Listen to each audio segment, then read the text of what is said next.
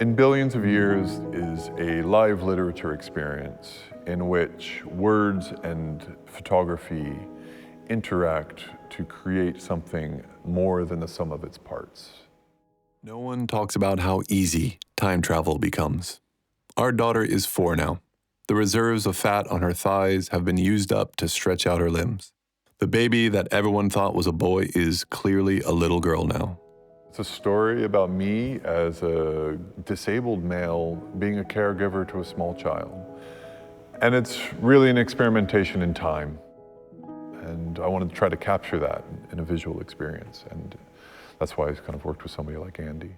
The present of the story is set in this churchyard near where Jarred used to live. And I kind of thought there might be something interesting in making a series of pictures over time in that churchyard.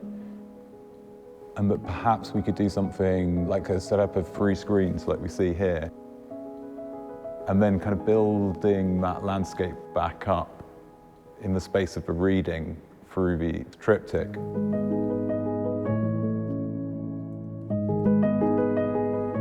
The viewer is kind of surrounded by these visual elements. It becomes, again, greater than the self.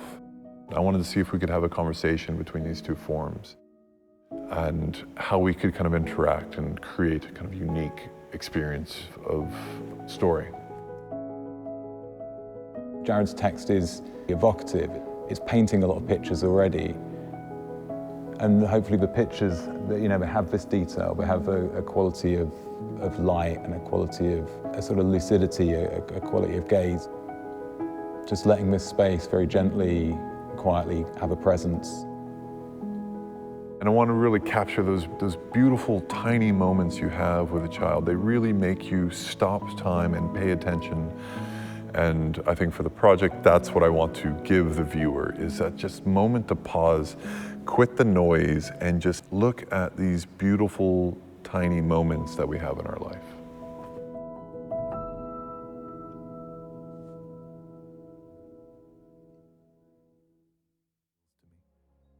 I could go to this landscape, now quickly fading above the glass steel palisade of Canary Wharf. Give my daughter mountains to add to her drawings of our family. Give her a beach to play on. Let her know the marvels I knew growing up by the sea, but without its dangers. Just wet sand between the toes, the taste of salt waves and flocks of seagulls.